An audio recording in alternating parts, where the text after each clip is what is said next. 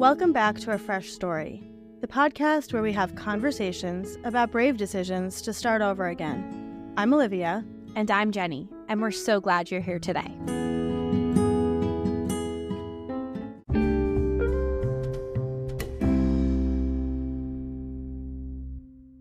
Hello, hello, hello, sister. Good day to you. And a good day to you, sir. Good day to you, sir. How are you? I'm quite well. How are you? I'm okay. I had some yogurt, and I have my chewy granola bar here sitting at my desk because we love chewy granola bars. I have like a weird obsession with them. Yeah, I feel like everything I know about intuitive eating could be blown up by a chewy granola bar. Like I don't I don't eat to the point of being uncomfortable anymore. Unless I was like left alone with a box of chewy chocolate chip granola bars. I have a box of like 60 of them, and it's not safe for me. No, but it wouldn't be safe for me. When Jenny and I were teachers back in the day, they used to have them in the teachers' lounge, and actually they had them for snack at school too. Probably when I was a kid, they would have bring out a big tray of food or whatever, a big cart, and I would eat 12 at snack time. Yeah, Quaker. I would eat 12. Yeah. Well, it's a lot. But it doesn't fill you up. I don't understand. I don't know. It's perfect. It's a perfect snack. I was lying in bed the other night, and I just wanted that combination of the honey, oats, chocolate chips, sticky. Yeah. Oh my God, perfect. Anyway, speaking of food and some of our food issues, you can sponsor us. We did go to a Quaker high school. We're kind of the perfect sponsorees. If you Quaker want Oats, call us.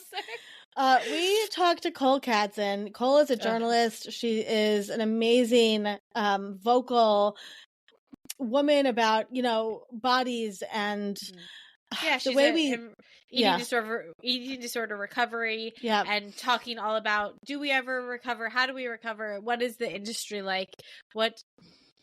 How does the industry make money? All these really important questions. And I'm going to geek out for a second, as somebody that loves reading and I've been a big reader my whole life, to be able to read a book that I got from the library and ask the author to come on our podcast is mind blowing to me. And talk about meet your idols. I mean, she was so awesome. We became good friends with her, and she's going to come back because we just didn't have enough time to talk about everything. I feel like when we were like, 8 and 10, Anna Martin, the writer of the Babysitters Club books, came to our local bookstore, Book Review, which is since closed, but it's kind of reopened as the next chapter. And we met Anne M. Martin. And I feel like that started something for you. That was like the drug. I don't remember that. You don't remember? For me, it was Gordon Corman. You and Gordon Corman. I love the Gordon Corman books, and Gordon Corman's mother-in-law. Yeah, his wife was married to. Went to our grandfather's medical practice, so he got me signed books. That's not right. No, that's not what it was. His wife's mom was one of Pop-Up's friends. That's what I'm saying. No, his wife's mom. It was closer than just a patient. I don't know, but anyway, it was Trudy Iserson. No, I don't know. But also I got the Backstreet Boys pictures that I still have because one of Nick Carter's aunt or something. What was it? What is wrong with you? What do you think Nick Carter's aunt is doing on the island? Joey Fatone. Joey Fatone. Oh my God. Nick Carter. I don't know. It's been a long 38 years, okay? It has. I don't know. We need to go meditate. I don't even do drugs. Joey?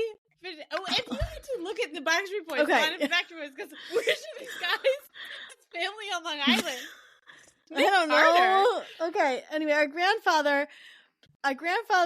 paternal grandfather had a medical practice in East Meadow for many, many, many years. I don't know if you need to explain this part. But I'm going to explain it anyway, because there was another part of the story that had nothing to do with anything, but I'm going to throw it in here anyway.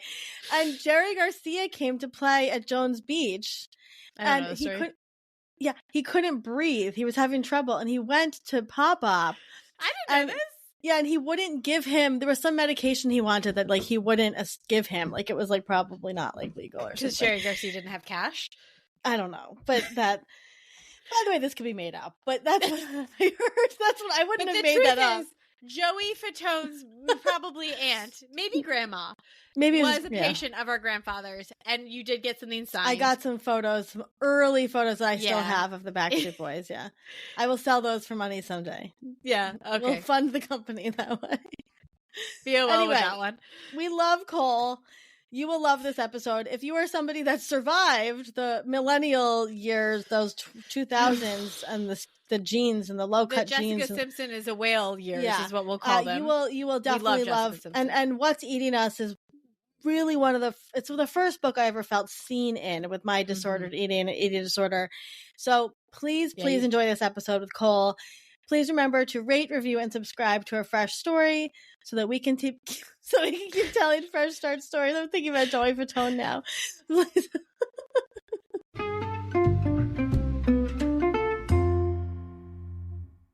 Cole Kazdin is a writer, performer, and 4-time Emmy Award-winning television journalist.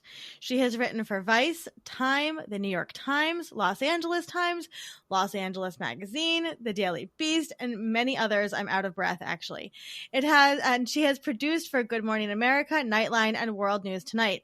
She has told stories live on the Moth's Mainstage across the country and the Moth Radio Hour on NPR. Her first book, What's Eating Us? Women, Food, and the Epidemic of Body Anxiety, blends personal narrative and investigative reporting to reveal disordered eating as an epidemic crisis killing millions of women. Now, I am going to talk about where I came across this book. I literally was in my library. It was in the new book section. And as somebody that has had disordered eating and eating disorders my entire life, since I was 4 years old, I immediately picked it up. As soon as I opened it, literally from the first line, I was like, I texted Jenny and I'm like, we have to have her on the podcast. Yep. It is the first book, and I've read about diet culture and eating disorders forever. It's like a hobby of mine. The first book I felt seen and understood that like disordered eating is an eating disorder. Mm-hmm. And the work you did blending your personal story with the investigative journalism and blowing up the eating disorder, everything, and the diet culture and the connections between everything is so brilliant. I was so moved by this book. I mean, I talked about it so much on Instagram, I stopped tagging you because you'd be like, who is the stalker who keeps tagging me? Tag me. I love it. I'm so grateful you're here today because this is a conversation I have been waiting 38 years to have. And just thank you for the work you do. Thank you for that intro. And I always feel a connection when someone talks about how much they can relate to the book and to my story. But I also have compassion and empathy and sympathy for that. I kind of always want to lead with, I'm so sorry that you can relate so deeply to my experience. Yeah, I find myself saying that to everybody, because it is so common. It's so common, and it's become so common that it's like scary, right? And like that's the conversation that we're having. So I hope this is the start of a long journey for you in this world, because you are changing the way we speak about this. And I just think it's necessary in order to keep going, because it's not about the food, right? And that's what I keep saying. It's never about the food. And that's the conversation we need to be having. Well, thank you. I'm moved by both of your passions for this. And so thank you. I'm getting emotional already. I'm glad Good. We love that. That's our goal, is to make people cry. There will be cry. Like I started crying. I have my therapist on speed dial here for this episode. How are you doing today, Cole, in this moment? I am doing well. I made that cup of tea. I thought this was that kind of conversation in a good way. I slept last night. I ate a little bit. I'm getting my body ready for a hunkered down, wonderful, deep, light also. It can be light. Let's find something funny in it. Conversation. Yep. Oh, yeah. I very much understand. I have my tea here, too, with milk. Oat milk. And I was like starving before this, and I'm in the UK, so it's 6:00 here, and I was like, we're having dinner right after this. I was like, but I really want a snack, and I was like, I should have a snack. My body deserves a snack. So I had some peanuts right before we did this, because great, we don't have to deny ourselves things. No, that's the whole conversation. Exactly. Well, this is perfect. Why don't you take us back to the beginning of your Fresh Start story? Well, in knowing that I was going to be speaking to you both, I was thinking about what's the beginning. And there is no beginning because we're born into this very messed up culture about food and our bodies. So I think that the Fresh Start part for me begins actually in the middle, because I had eating disorders and disordered eating on and off to some degree, much of my life. And the start for me begins after treatment, when I thought I was better or hoped I would be better. I mean, I was so optimistic. Like, I did everything right, found the best treatment, the most researched treatment, found a great therapist. It was really hard and didn't feel good a lot of the time, but that's how it's supposed to be. And when I completed treatment, they don't grade you, but if they did, I would have performed A+. Yeah. I didn't feel fully better. The thoughts hadn't really calmed down. I still felt tortured by them. The doubt of, is this my eating disorder talking? Is this me talking? What am I supposed to do? How can I be not a person with an eating disorder? And I relapsed constantly. Yeah. And then you feel like you failed at your eating disorder treatment, which is the thing you're supposed to do. Mm-hmm. And so for me, I really thought there was something wrong with me, that this treatment didn't stick. Cognitive behavioral therapy, that's the one. That's the thing. Let's do that one. Yeah. It didn't stick. It didn't change all of my behaviors. It didn't change the thoughts. And I really thought there was something wrong with me. And then at a certain point, I decided to approach this, instead of as a patient, as a journalist, because that's what I do. And it's a great skill to have if you're trying to solve a mystery. So I thought, I wonder if anyone else feels this way at the end of their treatment. And I found way too many women who did. Yeah. And then I really set out to look at this the way I would a story. If I were working on a story about eating disorders and why the treatment didn't seem to be working, I would talk to the top experts in the world.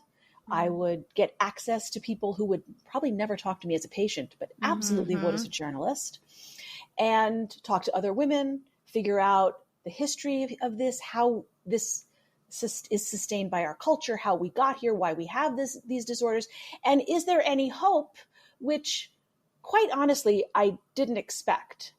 And that was okay. It wasn't like, oh, I'm so sad there's no hope, though. I mean, that is very sad, but I had accepted the way things were and was just like, you're a person who has this and you're going to relapse a couple times a year and you're just going to do your best. And is there any way you could maybe take the edge off? And if not, maybe you could discover some things that help someone else. Right. But I discovered so much hope. I mean, the eating disorder, I was thinking about this yesterday in advance of our conversation. There's this mythical, like almost Bigfoot sighting aspect of like, oh, my friend's aunt recovered. She's doing great. Right. She's doing great. Right. And you don't know that person personally, but you hear the stories. And so after a while, you just don't believe them. You're like, oh, that's not Bigfoot. That's Photoshop, you know? Yeah. So, but to my surprise, I discovered people who really not just are saying it, who really are living a different way. Yeah. And I discovered people who aren't 100% quote cured, but getting there, finding ways to offset ways they're harming their body. I started looking at this in a less rigid way. And I have to say, the process of researching and writing the book really did offer me a lot of healing. Yeah. Yeah. Well, I what are you going to say, Jenny? Something? No, it just sounds like that first step started with giving yourself a lot of grace and like sort of a softness of like, maybe it is, maybe it isn't, maybe it'll never be, but like, at least I should get curious and see what there's out there. And like, that sounds like the first step. And I was frankly outraged. Yeah. Right. I mean, I think you're right. There is softness there. I didn't see it at the time. I was outraged when you start to look at the statistics. Every 52 minutes, someone's dying of an eating disorder, direct result of their eating disorder. why isn't everyone talking about this all the time? I love all the books about opioids. I love all the books, right? It's an epidemic. It's a crisis. It has to be addressed. Eating disorders are right up there. Yeah. Eating disorders, similar mortality rates, but we're not talking about them. No. And why do you think we're not talking about them? I think it's a great question, why we're not talking about eating disorders. And there's more than one answer. I think one reason we're not talking about them is they're embarrassing for those of us who have them. And so there's just so much shame. Yeah. So if you have an eating disorder, you're not going to get loud about it. You're suffering, and you really do think there's something wrong with you, and you're trapped. Yeah. And for those of us there's a lot of new research that's for many people who have eating disorders, they're brain-based. Yeah. So this is not for everyone, but for many people. So this is not something you're choosing, this sullen 13-year-old girl in after school special who wishes that, right? That's not, no. So I think that we don't talk about it because we don't understand them, but there's also a lot of shame. Yeah. There's a lot of shame. I have to imagine too, like diets are just institutionalized eating disorders, right? So there's a very slim type of body type. There's a very narrow body type that's allowed to sort of say they have an eating disorder. And a lot of women who are, not in that body type, it's like, well, it's clearly not working, right? Like that's the kind of pervasive thing. So the shame is added on top of it of like, now I'm saying that I restrict or I binge or I, purge or I just never stop thinking about food. And then I'm also going to have people looking at me going like, well, maybe you should try harder or something. It's like added on shame on top of that. I mean, the medical community reinforces this with the categorization called atypical anorexia, which is anorexia that's not meeting a certain BMI criteria. So I'm not trying to be glib about this as someone who suffered from this, not skinny enough for anorexia. Yeah. So if you are a human being who genetically, biologically, in all the ways, your body may never get to that quote goal weight for anorexia. I mean, it's ridiculous that I have to say it in that way. But you may look like you are in a larger body and you may be anorexic because you are starving yourself to stay in that place. Yeah. We're not used to thinking about eating disorders in that way. No. And I think there's so much here. I this remember, is our life's work. I mean, in one way or another, we could talk about this. We've been thinking about this. Yeah. It's really all we talk about, and I think our grandmother who struggled with her own eating disorders, right? Disordered eating, because it's generational for a lot of families. She once said something to me about the fact that when she was, I guess, in her 30s or whatever, back in the 70s, 60s, all the women were on diet pills, right? And these diet, whatever. And she made some comment like, well, yeah, it's easier to control us, right? When our brains aren't fully working. And I have been thinking about that since she said that. I think I was about 16. And your book really hammered that home for me, that when we spend all of our time thinking about our body and thinking about what we put in our body, food-wise, right? We're not thinking about the fact that our rights are being taken away from us. We're not thinking about the fact that we are overworked and underpaid, right? All of these things. And so it is kind of a form of like brainwashing. Well, right. I mean, Stepford Wives wasn't written about nothing, right? Yeah. And if we really want to look at it from a conspiracy standpoint, we are always about that. There's a lot of research that shows that food restriction affects our cognitive abilities. 100%. So there are studies, right, where dieters are given a task to complete, math problem or whatever, and they are slower to do it than people that are not restricting food. So we see this in labs in really controlled ways that you think of that old joke, and I mentioned this in the book, but that would you would you sacrifice 10 IQ points to be 10 pounds thinner? And that's kind of what happens. Yeah. I mean, that's exactly what they do in a cult, right? When you go and you join an intentional community like that, they often restrict your food. And the same diet that they're feeding people so that they're pliable and compliant is what we're told as teenage girls, just cut out carbs, just do this. Like it's trying to make us have weaker minds so that we can be more compliant and pliable, and also constantly striving for that worthiness, right? Of like, I'm thin enough, so I'm worthy. So I'm not going to notice that you're not treating me right in this relationship, speaking from personal experience. And it's kind of amazing all we're able to do while we're restricting our food, right? It speaks to our acumen and our resilience, right? It's not a good thing, but and I notice it, you can't unsee it once you start noticing it. I was just at, my son is 3 now, and we just got invited to about 48 birthday parties now that he just started school. And, at one of the first party we went to on Saturday, there was the grandmother of the birthday girl was there, and she had her arms crossed and she was just looking around. I introduced myself and she said, I've been waiting all week for a piece of that cake. And she was just waiting. The party hadn't even started yet. And she'd been waiting for that cake. And, you don't want to say anything because I have great compassion. It's so tough. And, and she looked to be about, I don't know, maybe in her 60s, 70s. And you just want her to just dig into the cake. But you also have I have a lot of empathy for where she is at. It doesn't happen in a vacuum. It's not her fault. It's not none of that. Right.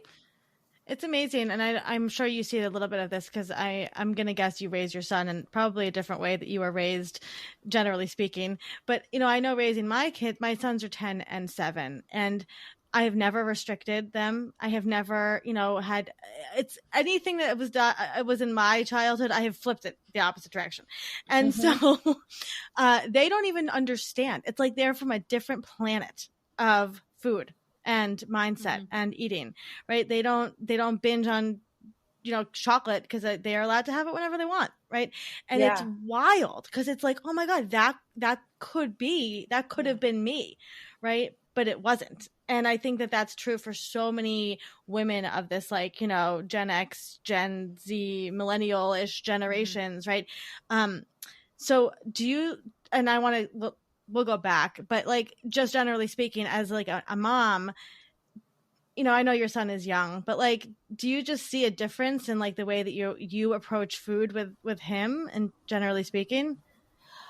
I do, and I want to, but I will say that initially my thoughts were, gee, if I have a son, I never have to think about this. It's only if I have a daughter, which is absolutely incorrect, right? You want everyone to have a healthy relationship with food, right?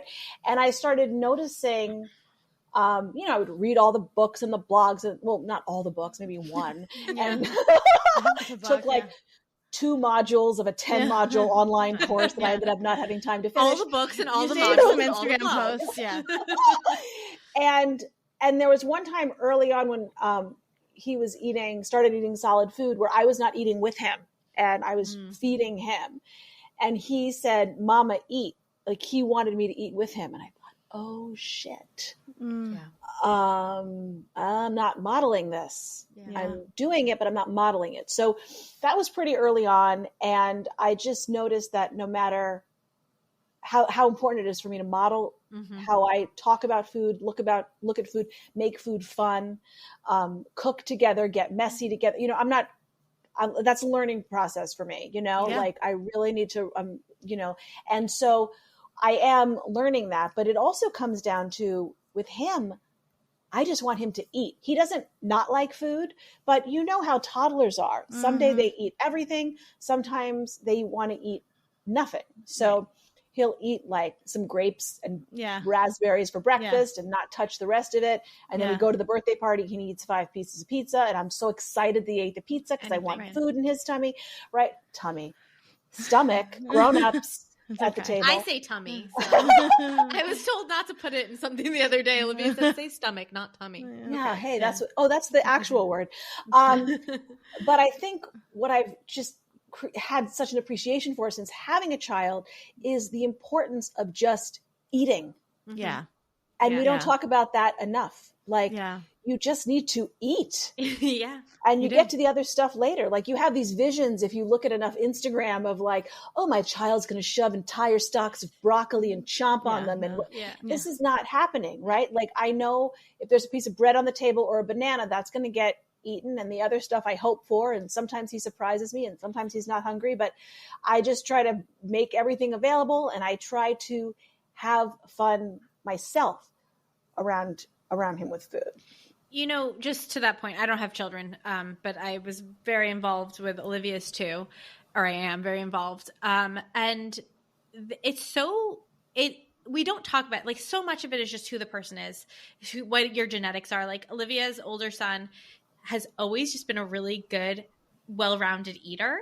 Like he would just try things. If you're like, hey, do you want to try mushrooms? He's like, I don't know if I like it, but I'll try it, from a very young age. Whereas her younger son is just a little bit more like a traditional, like the kids we see on TV. And it's so funny because you can't account for that. And so much of it, you know, Olivia and I talk about this a lot. This is related. Of like, you see these Instagram influencers that are like, all you have to do is follow my diet. And you're like, you were born with these genes. Like so much of it is just what the body we're born into and the genes we're born with, and you know, our tongues, the way that they are too. Like you can't account for that. And so, like you said, just making the food available, like eating, the modeling is so important too. But I struggle with that whole you provide, they decide idea. I am always mindful of it, but I'm always, you know, do you want to finish your pancakes? Did you have, I have to pull myself back from that so that he learns to trust. And I also, you know, err on the other side. You know, he said something the other day about he doesn't want to eat too much to get sick. And I'm like, where did you hear that? Yeah. So Cole, take us back. So you grew up where? We moved around a lot. I guess many formative years in Pittsburgh, but we moved around a lot. Yeah. And then what is your experience like with disordered eating and eating disorders? Like, where did that come from? Where did that start? Well, I think, you know, I was a dancer, which doesn't give you an eating disorder, but it puts a little wind at your back if you have that tendency. And I genuinely don't know the exact moment of when something started, because you hear about diets, you're in the world, you know, you see covers of magazines about health, you know, even back in the 70s and 80s, health and weight loss were so conflated. We're just really seeing that more and more. But I do remember, it's so funny because one of the researchers I interviewed for the book was talking about, he's one of the brain researchers, one of the top researchers in the world. And he also said often someone can experience a traumatic event or just trauma in their lives, and they may have no predisposition, but they develop an eating disorder immediately after, say, loss of a parent or divorce. And so I started noticing these behaviors when my parents separated, when I was a teenager. But being an adolescent is also the prime time to develop an eating disorder because your body's changing. So it's this, it's not even a chicken egg thing. It's like chicken, egg, farm, ducklings, everything. They're so complex that you may have an eating disorder onset because you're primed for it because of your genetics and biology. It's how your brain is misfiring. You could suffer a traumatic event or multiple traumatic events, everyday racism, which I did not experience, but many women of color experience, if not all. That is considered a big stressor that can contribute to the onset of an eating disorder. I don't want to say causation because that's very difficult to prove, but in terms of associations and correlations. Yeah, you get into that in your book. So if anybody wants to like dig in more, they should read the book because you talk a lot about that. But for me, it was really just like, it just got worse and worse and worse. Yeah. And when I stopped dancing, which was a very demanding schedule and very little eating, I went back to graduate school for journalism, and that was in my late 20s. That's when I knew that something like really needed to be done, and the behaviors intensified. And I really just would not eat. I would purge what I did eat, and it, quote unquote, worked. Yeah. You know, it's so interesting because you talk a lot about this in the book, but this idea that we're so accustomed to it's anorexia or bulimia, right? That's it. There's two. And then if you don't fit into one of those categories, you're just a normal woman and you're totally good to go. Right. But I have had intrusive thoughts about eating. I've had restriction. I've had, I've never purged, but I've binged many, many, many, many times. And I have started to talk about this more openly that, binge eating in particular, right? Binge eating disorder is not just sitting there eating bags of chips, right? That's not what it actually looks like. Maybe it does for some people, but for me, what it means is I already brushed my teeth. I should just go to sleep, but instead I choose to go eat more food because I'm not hungry, right? But it's filling some other need in me, right? And so then I don't sleep well because I have food in my stomach, and then I have that shame and the guilt, right? So maybe I'm eating leftover Chinese food, right? Which to an ordinary person, if I said, hey, Cole, I was eating leftover Chinese food last night, you'd be like, cool, great, whatever. But for me, right, I know that it's a binge. And so I think that there's so much nuance in the eating disorder world, and that's a very hard thing to understand. So how did you tackle that from a journalistic point of view? It's so tricky because you set out to look for an answer and there isn't one. Mm-hmm. Right? And then you think, wait a minute, who's in charge here? And you talk to the researchers and you say, I'm asking a tough question. Why isn't there an answer? And they're like, we are trying. We're with you, sister. Yeah. We're working on it. We don't have the funding, right? Yeah. This whole, once you pull that thread, sweater's gone. But in terms of defining eating disorders, there are in the, the official, in the DSM, the Diagnostic Statistical Manual, that's what it's called. There is, anorexia, bulimia, which is actually binging and then purging. I would eat an apple and purge. That's not officially bulimia, but that is not a good thing to be doing. It's harmful to the body, right? Anorexia. And then you have this whole other category that's called OSFED, which is other specified feeding and eating disorders. And it's this catch-all. And their heart's in the right place, the American Psychiatric Association, because you need to create a catch-all when you have so many disorders. Some of them aren't clearly defined, and you want to get maybe insurance to cover them, right? So OSFED, this person has OSFED, which is maybe it's one of these atypical anorexia, or they're kind of in the midst of defining, or maybe it's just something else. But most people in community clinics for eating disorders are in that category, that sort of hazy eating disorder category. Your chance of dying from an eating disorder is the same if you're in that hazy category as if you have one of the so-called official, more clearly defined eating disorders. So many people, most people don't have this sort of perfect textbook definition of an eating disorder, which makes it difficult to study, which makes it difficult to treat. But it's most people. And I mean, when I have to just comment on what you were saying, you may only have been partially in control of what you call a binge, right? It's totally. Your brain is maybe not triggering fullness cues. Your brain, 100%. Right? Yep. Yeah, no, 100%, Cole. I mean, there's subconscious things that play there. I definitely think there's genetics. Our family has genetic issues. Yeah. There's dopamine. I mean, we come from a long line of not just eating disorders, but, a lot of binge eating grandparents and, Overeaters Anonymous, and being raised in such a pervasive, food first, family, right? Being Ashkenazi Jewish on both sides, and, all the things, right? And so I have tried so many things, right? And I've done a lot of successful things in terms of I now know what it feels like, right? When I go into these places and how I can ground myself back, very similar to a lot of the work you've done, right? And that you can, as you said, I relapse a few times a year as well. I've started to talk more about that, right? What does that look like to be a CEO and a single mom who relapses from an eating disorder? Because it's not fun, right? And you have to then fucking deal with your shit. And that's hard. So I would love to talk a little bit about the part of the book that really blew me away was the rehab centers and the eating disorder clinics. because I never really knew anybody that went to one. I did not attend one. They are a completely different thing than I ever thought of. So what was that like? And if you could give like a little background, just a snippet of kind of what you have in the book there, so people can read more about it in the book. But that was really eye-opening. So are you talking about, so I was never in residential treatment, but I did do a lot of research about that kind of treatment.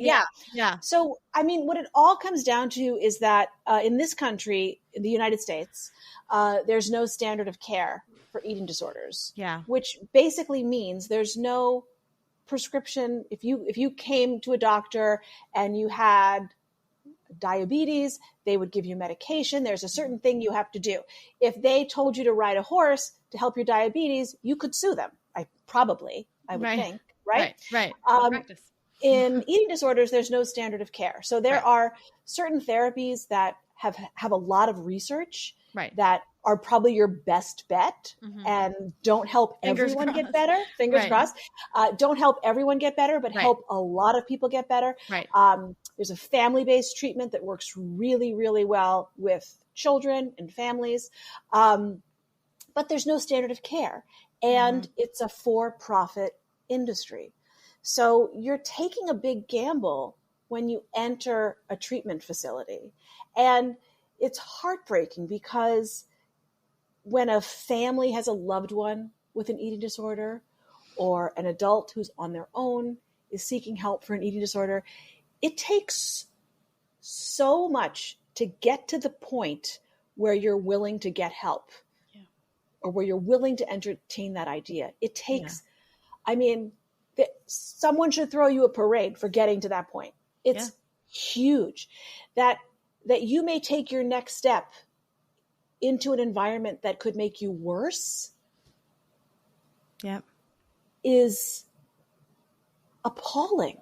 I keep thinking about the part in the book that you talk about when one of the places you were researching said they have horseback riding, right? And the researcher you were talking to, right, said that's like the last thing you need when your bones are brittle is to be on a horse, right? And it's like that, I think, is the best way to explain. And like you said, there are places that can maybe help. I'm not surprised that the family, like what do they call it, like the family therapy or the family-based treatment. I'm not surprised that is, because this again is not about the food, right? There's always something there, right? It's control.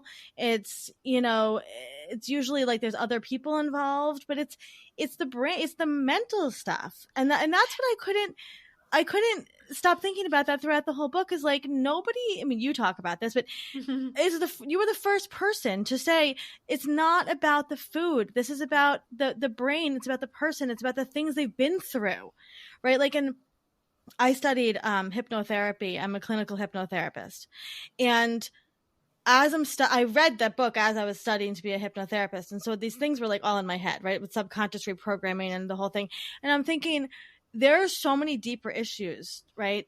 Like, it's not about the things we're putting in our mouth. It's about what we've been through. Like, I think one of the women you talk about in the book I think her father was a policeman or a cop or something.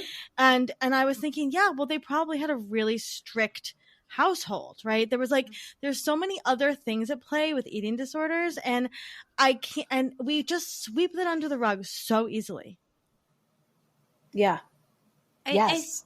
I think that we're just starting to understand like addictions like alcoholism and drug abuse as coping mechanisms. And the way I understand eating disorders it's another coping mechanism, right? It's a way of understanding or controlling the world for whatever reason. I had a friend who developed an eating disorder after she was attacked on the street because she was like, I don't want to look like a woman. I'm going to do as much as I can so I'm never attacked again to not look like a woman. I'm going to starve myself so I don't look like a woman, And it's like things like that where that was never about the food, right? That was so unrelated to the food. And so if we think of eating disorders or disordered eating or whatever you want to call it as a way of controlling the uncontrollable and a coping mechanism, it starts to make sense. And then you start looking at things like Ozempic or Mounjaro or, Noom and things like this, like all these systems that are coming into play to deal with the top layer, which is the food and the weight, which is kind of the least interesting part of the whole thing, right? It's an iceberg underneath the surface that needs to be dealt with. Otherwise, you're just chipping away at this tiny little top. And when we get into the brain research, which doesn't apply to everyone with an eating disorder, but I'm pretty sure from the researchers I spoke with and talked to very specifically about my own experience, I'm pretty sure that applies to me. When you get into the brain research, it's not about a conscious control necessarily at all, right? You have a brain that's misfiring.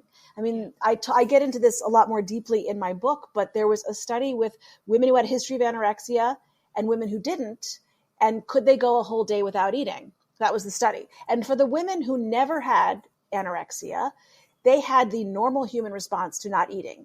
The brain kind of freaks out and you start getting obsessed with food. You're very hungry. You start looking for food. All you can think about for food, we got to find some food. For the women who had a history of anorexia, that didn't happen. They went a day with eating and they were fine. Their brains just weren't telling them to go eat. Do you think that there's got to be, I'm thinking, because that's me, and I also have ADHD, I'm neurodivergent, which I think is a huge part of this too that we're not talking about, is neurodivergent women, especially who are underdiagnosed like crazy. They eat differently. They have different sensitivities. They need to eat at different times. So that could often, being forced to a 3 meal a day, standard American diet doesn't work for a lot of those women, right? And so I could totally go hours and hours. I don't think, there are times that I don't think about food. I can't help but think there has to be some sort of generational genetic component, right? Where it's like maybe your ancestors didn't have food for a while, right? And so they needed to know how to survive. Did you find any research that there was some sort of genetic generational relationship? I didn't get into the generational relationships, but food scarcity is very, very deeply associated with eating disorders. If you do not have food access, that can lead directly to binge eating, right? It's like the same similar effect as being on an extreme diet. You don't have access to food. So when you get access, you better get it. And that's, again, a survival mechanism. Yeah. We saw that in our grandmother, who was a child during the Depression and had major, major food scarcity. And then she ended up at Overeaters Anonymous because then she, had all sides of that. I thought a lot about this during the reading of your book too, which is that, I was born in 85, so I'm like kind of at the older end of the millennials, but our generation, the millennials, were raised by women who, a lot of them had eating disorders, right? But didn't tell their daughters that they had eating disorders and just expected their daughters to be thin. And they didn't understand that they had eating disorders. Right. I guess a lot of them, that was just how they were. Right. So, but a lot of them were not eating, or they were using diet pills, or they were purging or whatever. And so I think there was a lot of, expectations, right, put on millennial women to look a certain way, as we know, it's all over the press. There's a huge relationship between the mother-daughter thing with eating disorders. Did you find that at all in your research? A lot of people I spoke with had families that were weird around food, is how they would describe it. And sometimes, it's very common for the mother to be that person, especially when the language is, this is what I do to stay in shape. This is what I do to maintain my weight.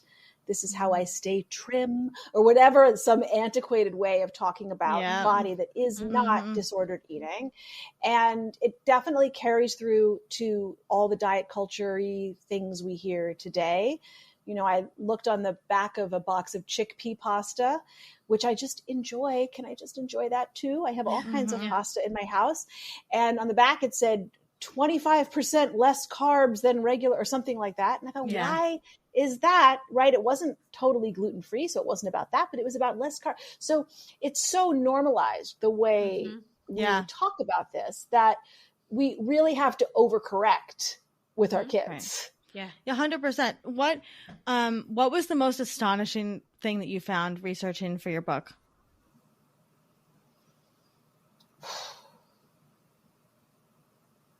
God, there was just so much. I mean, I think two things come to mind immediately. One is just statistically, the age range of people with eating disorders, that eating disorders can begin as young as 8 years old.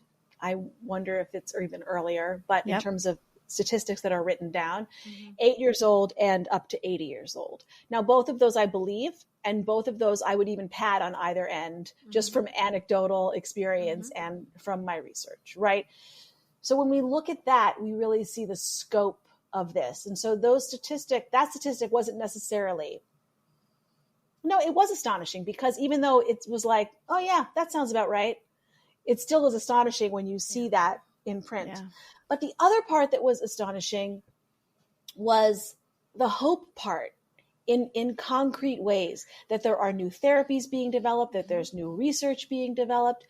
I mean, the Department of Defense is doing amazing research funding because of how eating disorders affect the military. Yeah. That's who you want on this. That's who you want. You want the Department of Defense throwing money at eating disorders, right? That's great. Yeah. So, so those sorts of things astonished me. The hope part of who's, it's too bad it's not happening a different way. Right. But what is happening is exciting. Yeah. It's so interesting about the military, though, because often we see that issues aren't really attended to until they affect men in the same way that they affect women. And I imagine that there's a huge eating disorder issue in the Army, or I'm sorry, in the military, relating to men as well as women. I imagine you see a really condensed population of that there. Yeah. I mean, I was looking really at women and their daughters. And so that's where they were seeing a lot of eating disorder development, but I'm sure men too. I mean, that's the other thing. My book focuses on women. That's my story, my lived experience, and the lane I chose to stay in. Women statistically get eating disorders at twice the rate of men. But I mean, someone I hope writes the male eating disorder book and the non-binary eating disorder book. What is, I mean, just if you know, what is like the statistics just on like women and men, and like who gets like the rate of eating disorders? The accepted gender split in the official statistic, which is approximately 30 million Americans will have an eating disorder in their lifetime. That's the statistic for this country. As we've seen eating disorders skyrocket during the pandemic, I imagine those numbers are in desperate need of revision, and it's going to be a lot higher. But that split along gender lines, which again leaves out non-binary folks, is about 10 million men, 20 million women. Okay, which is a lot. And I do think that, like, we don't talk, like you referenced earlier, when you knew you were having a boy, you were like, well, dodge that bullet, but it's not. And when you realize all the ways that men show up with eating disorders differently than women, I do think that it's interesting that the military would study it, because that's often how we get access to research, is through men, unfortunately. And hopefully it helps, right? Like, hopefully it helps, all of these, the orthorexia and like all of that, I think we see a lot more in men. And that's very interesting. And I imagine eating disorders often show up for men differently, but often they don't. I mean, I've received emails from men who've read my book that talk about history of purging. There's the exercise obsession and the building muscle angle, of course, but starving, purging, a lot of these behaviors that we associate with women with an eating disorder. And then we institutionalize it. So it's like, just meal prep, bro, and have 5 small meals of chicken and, white rice a day. And it's like, there's a reason that the military doesn't give everybody food in a pill. It's because your food's supposed to be interesting. Like, your body needs that sort of interest to eat it. And this isn't healthy, my friend. No. And I think it was I think you talked about this in your book, that, all of these like diets, right? I was a pro Whole30 person. I was in the cult for many years, paleo all the way. And it's not until I look back on it and see how restrictive it is and all of these things. And so I think the reason I love your book so much is because it really does start asking those questions, right? You were curious, you set out to answer these questions, and it made me think about this stuff in my own life. And that's the goal of the book. Oh, I'm so happy to hear that. You know, it is. And the last piece of that before we finish is like the anxiety piece, right? Because it's all related to anxiety and those intrusive thoughts about food. What have you felt, and I know you talk about this in the book, has been helpful for your anxiety as you kind of have learned more about yourself? In my personal experience, and I will say to my surprise, eating regularly has been the number one regulator for my anxiety. Me too. Now, I'm not saying I'm a calm, laid back person. I am not. I do my best with the meditating. I mean, does anyone meditate regularly? That's another Bigfoot. That's the next Someone book, meditates regularly. That's your next book. The next book. It'll be very short. But eating regularly. Yeah. And making sure that every few hours I eat something. I have peanuts in the cupboard for the same reason. Yeah. Not hungry, but it's been a few hours. I need to eat something. Yeah. And practicing that helps my anxiety. I was, when the book first came out, I was doing, readings and bookstore signings, and I was on my way to one with my husband locally here in Los Angeles. And in the car, I thought to myself, I should not have worn these shoes. I should have worn the other shoes. And I said to my husband, do you think I should have worn these shoes? He said, I don't know, those shoes are fine. I said, should we turn around? I want to go back up to the apartment and get those shoes. And I started having a little bit of a moment. And fortunately, I've done so much research and wrote a whole book about this. I stopped myself and I asked, when did you last eat? That's the first question I asked myself now. And I did the math, and it had been about 5 hours because I was busy. I was busy with my child. I was in the shower. I was getting ready. Mm-hmm. And then I have a little bar in my purse at all times. I ate the bar and I stopped caring about the shoes. Yeah. There's this idea that there are thoughts and don't happen in our bodies, and that thought doesn't happen in your body, and that food is not somehow related to every other system. And so we have this moralistic view of like, well, you shouldn't have eaten, or now whatever. And it all happens in here. They're all organs. We need our blood sugar to stay regulated, and that affects our anxiety and like all of these things. We need fats and we need sugars and we need protein, all of it. And I always get really stuck in this idea that we think that our thoughts happen like above our heads, that our brain's somehow not part of the system. We are whole bodies. Yeah. We are whole bodies, top to bottom, through and through. Yep. I found the same thing. I was just saying this to Jenny the other day. The one thing that has helped my binge eating more than anything is making sure that I eat 3 meals a day. And I'm not even like really a 3 meal a day person, but it's like a mental thing. Like, no, you ate. Like, you were good. You had food. Like, you nourished yourself. You don't need to go back and eat more. If I don't eat actual 3 meals a day, I trick myself right into thinking like, oh, well, you didn't really eat it, so you need to go back and eat it. It's all connected. So if somebody's going through a fresh start, what would be some wise words that you could give to them, Cole?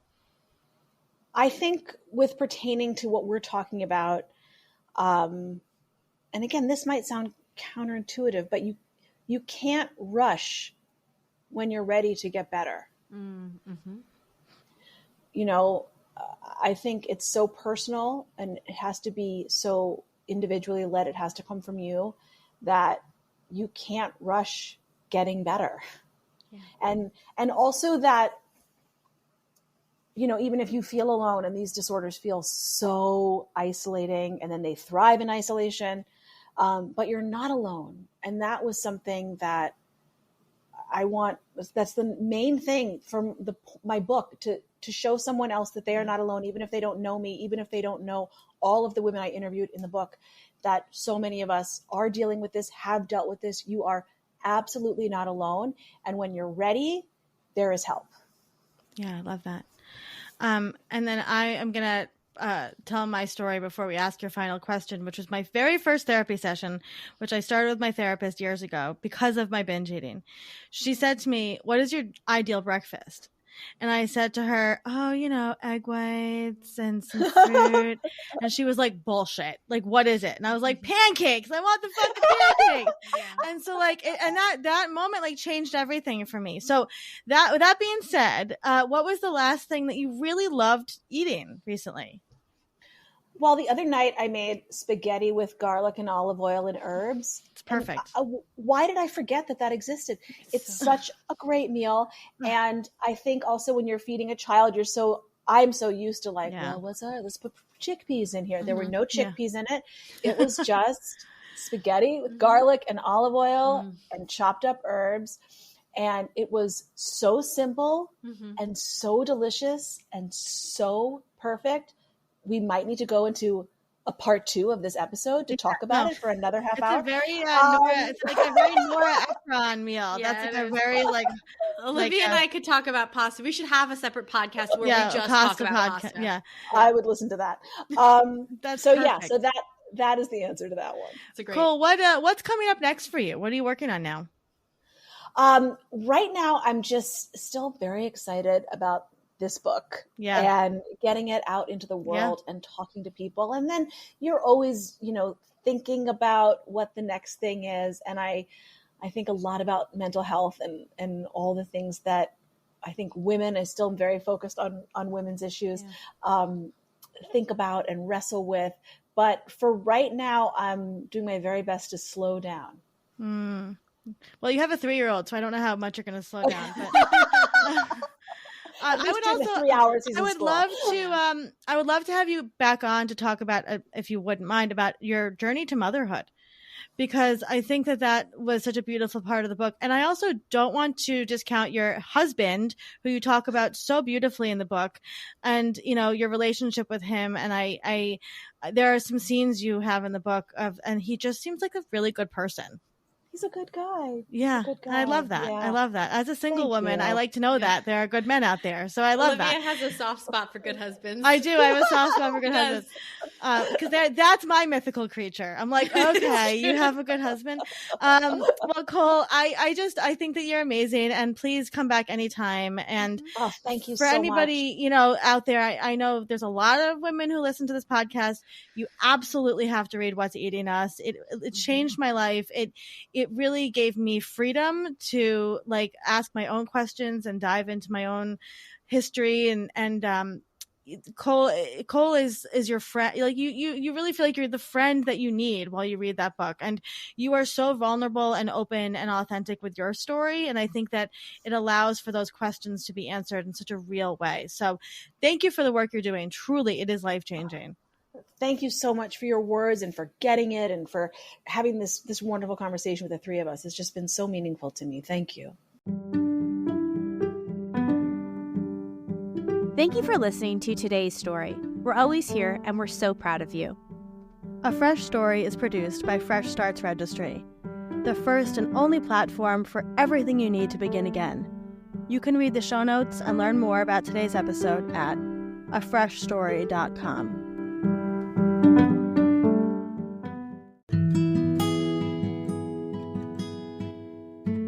As always, we want to remind our listeners that while we strive to provide accurate and helpful information, we are not medical doctors or mental health professionals. We want to remind you all that the information shared in this podcast is not a substitute for professional advice. We highly recommend consulting a qualified healthcare or mental health professional for any concerns or questions you may have. Remember, we are a podcast, but we are not licensed medical professionals. Always consult with your healthcare provider for any medical decisions. And as a gentle reminder, all opinions are our guests and do not necessarily reflect our own.